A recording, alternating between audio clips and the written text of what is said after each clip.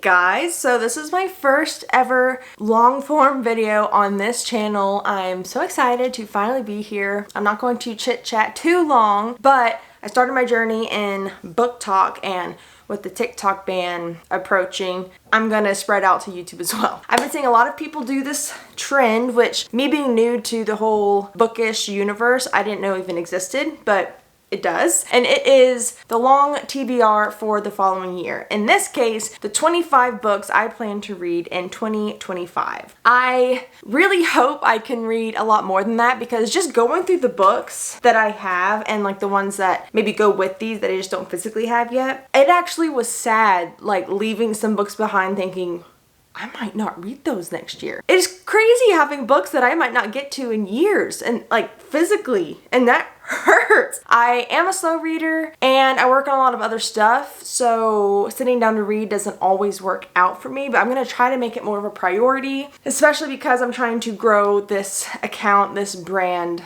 Without further ado, grab yourself a hot beverage, or cool if you're in the hotter climates. Relax and let's dive into the 25 for 25. By the way, this is the cutest Santa mug you've ever seen. I think I got it from Target last year. If I can find it anywhere this year, I'll link it below. But like, this is my favorite mug ever. And I really wish I bought two last year, but I didn't. So if I find another one this year, I'm gonna get it. Okay, I'm gonna start off with A Court of Frost and Starlight. First of all, I read the first 3 books of ACOTAR, and I know this one is like a winter / holiday novella from what I've heard, but I'm not going to read it in December because I have actual Christmas books I'm trying to read. So I'm going to read it at the first of the year while it's still, you know, winter. I have to get this series done this year. Obviously, I mean, it's this and one more book. Well, there is another one coming out. I just don't know when that next one's coming out, but I have to finish this. I'm scared because the next book's thick. I mean, this book was thick enough that it was hard to get through just because of how big it was. This will be easy peasy. But number 2 on my list is A Court of Silver Flames, which I don't physically have at the moment, but that's next on the list, and that intimidates me. I mean, it's a lot of people's favorite, so I am excited to finally get to it. If you don't know anything about ACOTAR, are you living under a rock? It's just this fantasy world. I don't even know how to explain it. We follow a human girl who goes into the realm of the Fae. I don't want to say too much without spoiling the whole entire series if you haven't read it, but I suggest go read it. It's like everybody's dip into the fantasy world, or even the dip into reading. For me, it was my dip into getting back into reading because I used to be a reader back in high school, but story time for another time. Book number 3. Fourth Wing. I'm just gonna say most of the books on my 2025 TBR are going to be like super basic and a lot of these super popular book talk books, but I just started my reading journey, or like restarted my reading journey a few months ago. So there's so many books that are super popular that I have not read yet. So you might look at some of these and be like, that's old news. I'm sorry. I'm just trying to catch up with all the other people who know about this already. But anyways, Fourth Wing, I have the holiday edition that was being sold on TikTok and other places, but I think it's beautiful. I love the black sprayed edges. So the little bit that I've heard about this is like, it's an academy, and these people are going to learn how to ride dragons, train dragons, I don't know. I'm really excited to get into dragons. I've only read one dragon book, this one right here, A Fire in the Sky. I really liked it. This, I'm so excited, and I put this at the top of the TBR because I need to read this, and number 4 on my list, Iron Flame, which I don't have in person at the moment, because Onyx Storm, which is the 3rd book of the series, is coming out in January. So I want to be prepared. It's a beautiful book. I cannot wait to get it. But yeah, so this and Iron Flame are number 3 and 4 on the list. And that makes number 5 Onyx Storm. So 3, 4, and 5 are the 3 books of Fourth Wing. Number 6, I want to read The Boyfriend by Frida McFadden. I have heard excellent things about Frida McFadden. I have not read one of her books yet, but so many of them look so intriguing to me. And this book I actually picked up in one of those little free libraries, you know, where it's like a box, kind of looks like a house. I mean, they design them all sorts of ways, but they're just kind of like randomly throughout town. And it's just like a little free library. You leave a book, take a book kind of thing. I got this there for free. This is actually one of the top ones of hers I wanted to read. Sydney Shaw, like every single woman in New York, has terrible luck with dating. She's seen it all. Men who lie in their dating profile, men who stick her with the dinner bill, and worst of all, men who can't shut up about their mothers. But finally, she hits the jackpot. Her new boyfriend is utterly perfect. He's charming, handsome, and works as a doctor at a local hospital. Sydney is swept off her feet. Then the brutal murder of a young woman, the latest in a string of deaths across the coast, confounds the police. The primary suspect? A mystery man who dates his victims before he kills them. Sydney should feel safe. After all, she is dating the man of her dreams, but she can't shake her own suspicions that the perfect man may not be as perfect as he seemed, because someone is watching her every move, and if she doesn't get to the truth, she'll be the killer's next victim. In a dark story about obsession and the things we'll do for love, best-selling author Frida McFadden proves that crimes of passion are often the bloodiest. I love thriller books, and I'm so freaking excited to read this. If you've read it, let me know what you think, but I'm so excited.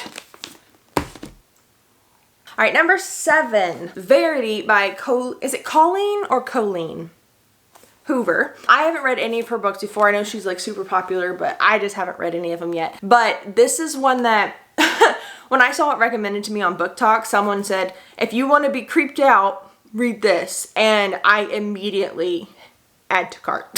I love being creeped out. Like, I love reading something and being like, like, I love it. I'm hoping that it's accurate, and this does creep me out a little bit. Loan Ashley is a struggling writer on the brink of financial ruin when she accepts the job offer of a lifetime. Jeremy Crawford, husband of best-selling author Verity Crawford, has hired Loan to complete the remaining books in a successful series his injured wife is unable to finish. Loan arrives at the Crawford home, ready to sort through years of Verity's notes and outlines, hoping to find enough material to get her started. What Loan doesn't expect to uncover in the chaotic office is an unfinished autobiography Verity never intended for anyone to read. Page after page of bone-chilling admissions, including Verity's recollection of the night her family was forever altered. Loan decides to keep the manuscript hidden from Jeremy, knowing its contents could devastate the already grieving father. But as Loan's feelings for Jeremy begin to intensify, she recognizes all the ways she could benefit if he were to read his wife's words. After all, no matter how devoted Jeremy is to his injured wife, a truth this horrifying would make it impossible for him to continue loving her.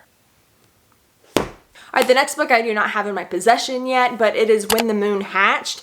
I am so freaking excited to read this, but I don't want to buy just like any of the versions. I want to buy one of those really pretty ones with the really pretty sprayed edges, because I just know I'm gonna love this book from all that I've heard about it. And then there is a second book which is coming out this year, and so I definitely need to have this one read so I can read the next one, but I want to try to leave it to close to the release date of the second one because I don't want to have to be left on a cliffhanger for long. That's already happened to me in a book I'll talk about coming up, and I don't want it to happen again and have to wait a while, so I'm going to try to read that close to the release date of book number 2, which is the 9th book on my 2025 TBR.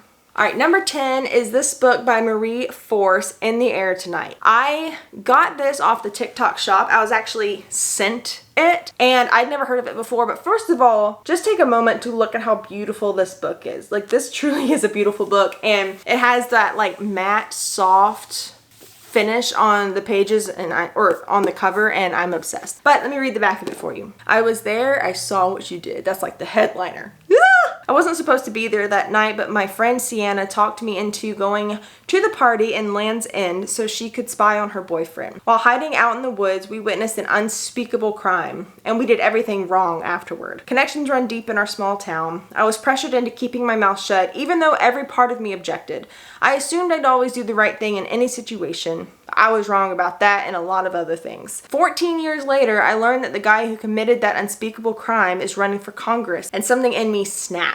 I can't bear the weight of that knowledge for another second. Finally, I report what I saw, and all hell breaks loose for me and others who were at that long ago party. Some of them will do whatever it takes to keep the truth from coming to light, even if they have to kill me. In the midst of an epic battle, a new love gives me the strength to stay strong, to fight for my life, and to right a terrible wrong. So another thriller. I love thrillers, so I'm really excited to read this. If you've ever heard of this, let me know, because I hadn't until I saw it on TikTok shop. And again, I just can't get over this beautiful cover. Like, beautiful. Okay. Alright, number 11 is The Throne of the Fallen by Carrie Maniscalco. this is such a pretty book, and I really also like the color of the other cover where it's pink with purple edges, but I also just love black. It's like my color. So beautiful book.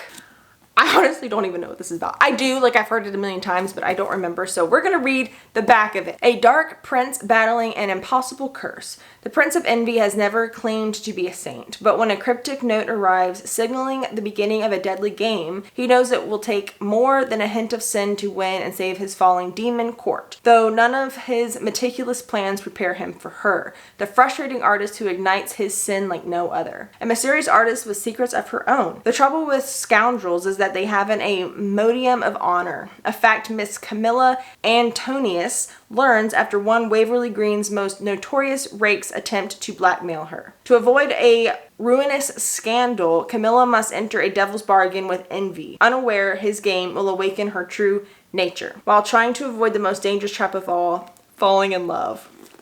I love it. I mean, I love this kind of stuff. So this is like a fantasy romance. I was gonna say I feel like I've heard that it's spicy, but I don't really remember. So, I mean, it says intrigue, danger, and fan yourself romance. So like when you're like, I feel like that means it's a little spicy. And there's also Throne of Secrets, which I believe is the next book. I don't have that on this TBR because I don't know how I'm gonna like this book, but I don't doubt that I'm gonna love it, but we'll see. But yeah, I'm very excited for this. Beautiful, beautiful book.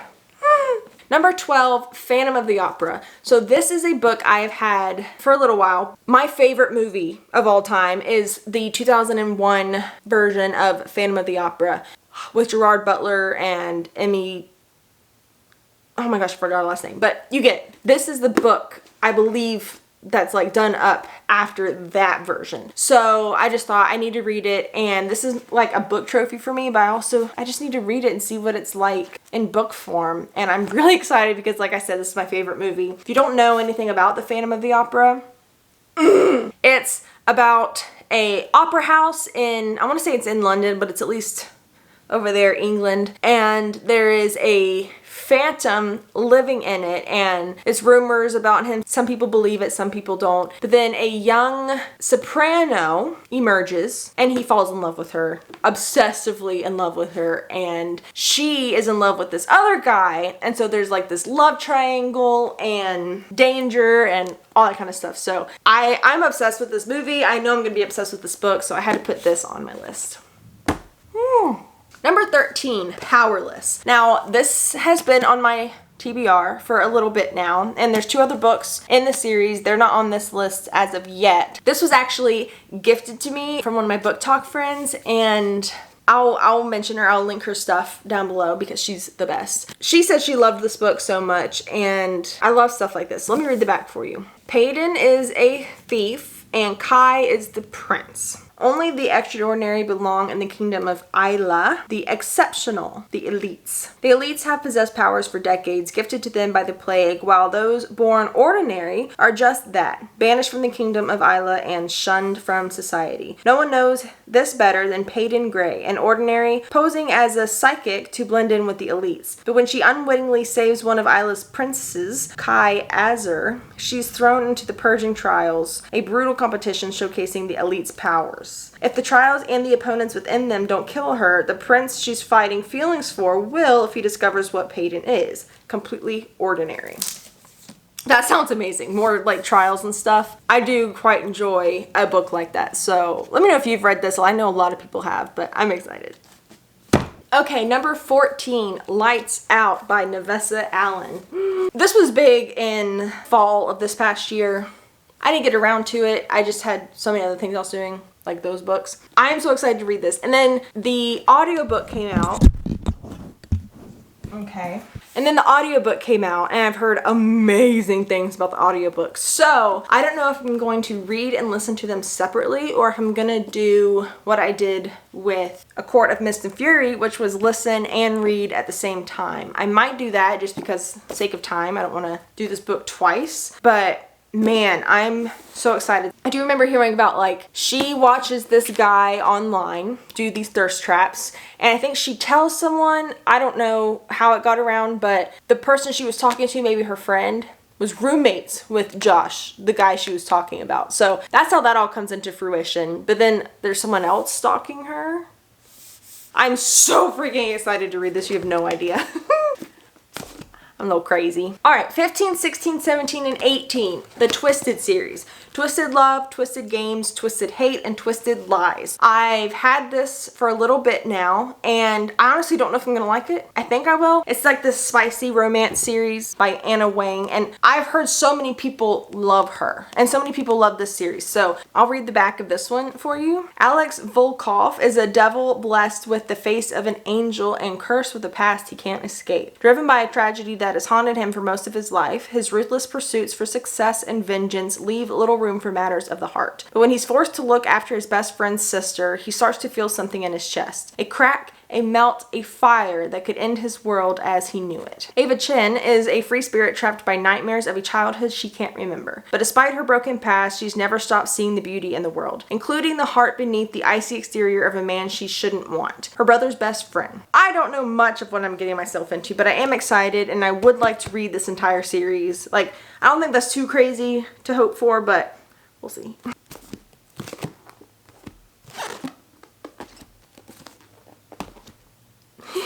Stack's getting tall. Okay, number 19, From Bad to Cursed by Lana Harper. I still need to get this freaking little sticker off. Literally, I first got this book because of the cover. If you don't know, one thing about me, I'm obsessed with snakes. I have a pet snake, in fact. And so the snake on the thing got it for me. But let's read the back. I did get a little bit of info from it, and I was like, oh, okay, I will like this. But the cover is what sold me. Wild Child, Isadora Avramov is a thrill chaser, an adept demon summoner, and despite the whole sexy evil sorceress vibe, also a cuddly animal lover. When she's not designing costumes and creating new storylines for the Arcane Emporium's haunted house, Ice is nursing a secret, a conflicted dream of ditching her family's witchy business to become an indie fashion designer in her own right. But when someone starts sabotaging the celebrations leading up to this year's Beltane festival with dark and dangerous magic, a member of the rival Thorn family gets badly hurt, throwing immediate suspicion on the Avramovs. I don't know. To clear the Avramov name and step up for her family when they need her most, Issa agrees to serve as a co-investigator, helping none other than Rowan Thorne get to the bottom of things. Rowan is the very definition of lawful good. So tragically noble and by the book that he makes Issa's teeth hurt. In accordance with their family's complicated history, he and Issa have been arch enemies for years and have grown to heartily loathe each other. But as the unlikely duo follows a perplexing trail of clues to a stunning conclusion, Issa and Rowan discover how little they really know each other and stumble upon a maddening attraction that becomes harder to ignore by the day. So we've got some like witchy paranormal stuff going on with what sounds like an enemies to lovers, close proximity tropes, and I am all for all of it.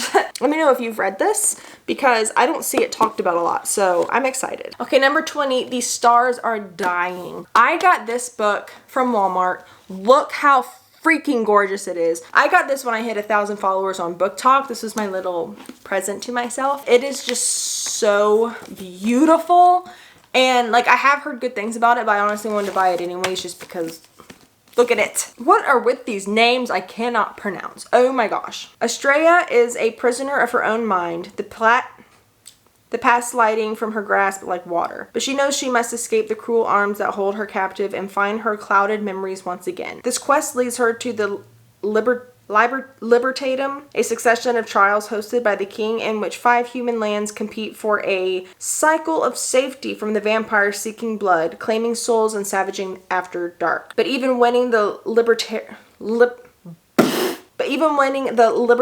will not keep Estrella safe from vampires. She's made a bargain with the beautiful and deadly Night, who stalks her dreams and haunts her waking hours. So we've got vampires in this one. I am a sucker for a vampire book. My whole reading journey as a teenager was Twilight, and I will die on the hill that Twilight is an amazing series and amazing movies Fight me. But so finally reading another vampire book, I am actually really excited. Number 21, The Devil Wears Black by L.J. Shen, or however you say it. I don't even know. But this is one that I got in a blind date with a book box that was gifted to me by my best friend Jenna. I'd never heard of it, but it's so intriguing. Maddie Goldblum stitched up a plan to ensure everything in her life was perfect. From a career in fashion to a chic NYC apartment to a pediatrician boyfriend. When her ex, Chase Black, storms back into her life with an outrageous request, her immediate reaction is to refuse him. But he only wants to fulfill his father's last wish. So even though he's a man who broke her heart, playing his fiancée shouldn't be hard, especially if it means she gets to watch the arrogant devil squirm a bit. They say keep your enemies close, but what if your enemy is also the man you love? I am excited to read this, and I just think like the cover is so freaking cool too. Let me know if you've heard of this, because again, before actually receiving it, even after, I've never seen anything about this, so I am excited to give it a read. Number 22, Pestilence. So I honestly really just came across this when I was shopping on the Book Outlet website. I saw this on there, and there's like at least 3 other books in the series. And so when I was reading about it, I got really excited. Do I remember what it was about?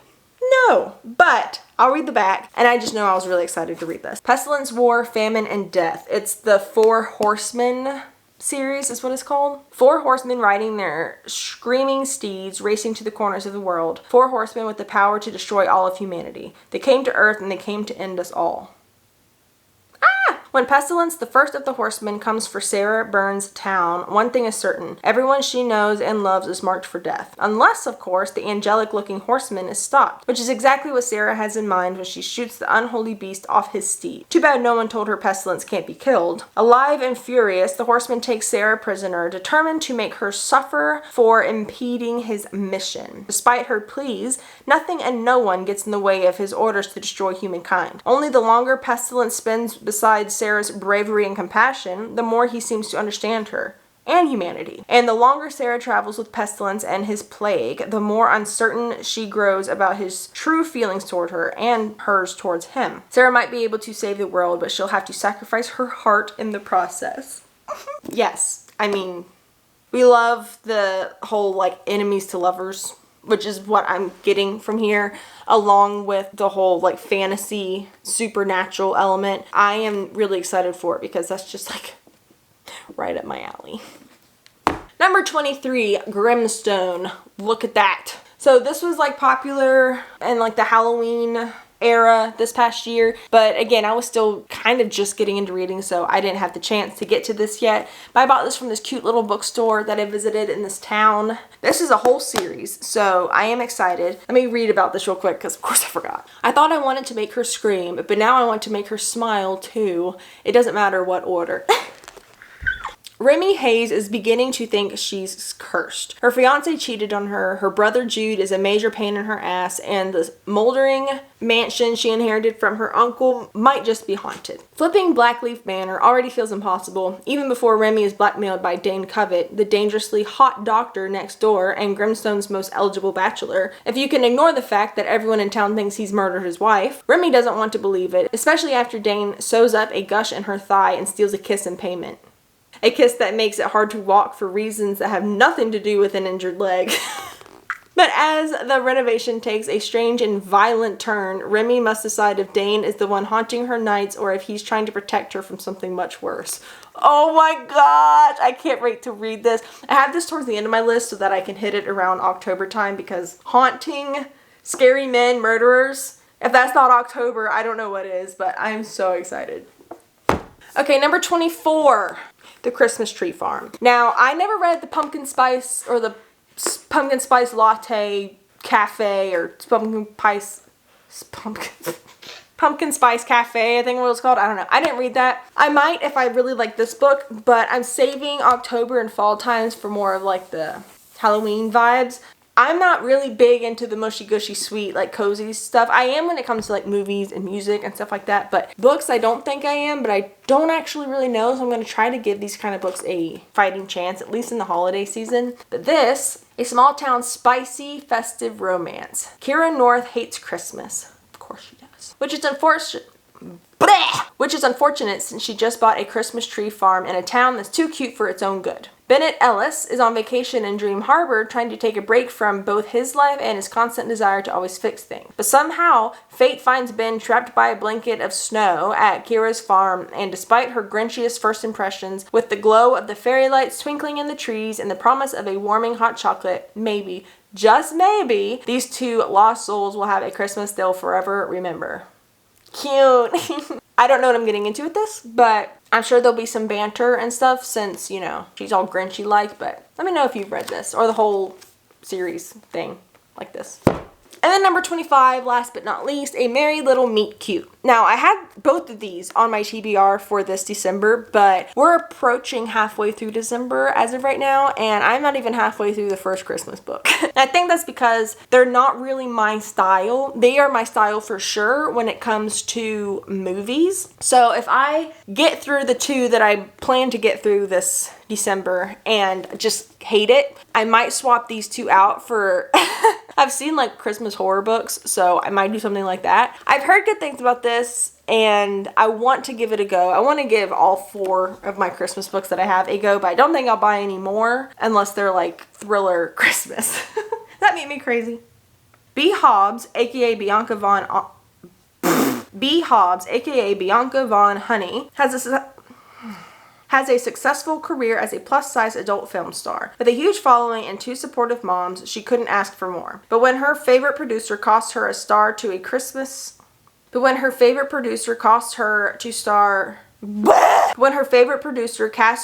in a Christmas movie he's making for the squeaky clean Hope Channel, Bee's career is about to take a more family-friendly direction. Forced to keep her work as Bianca under wraps, Bee quickly learns this is a task a lot easier said than done. Though it all becomes worthwhile when she discovers her co-star is none other than childhood crush Nolan Shaw, an ex-boy band member in desperate need of career rehab. Nolan's promised his bulldog manager to keep it zipped up on set, and he will if it means he'll be able to provide a more stable living situation for his sister and mom. But things heat up quickly in Christmas Notch, Vermont, which Nolan recognizes his new cast star from her closed doors account. Oh yeah, he's a member.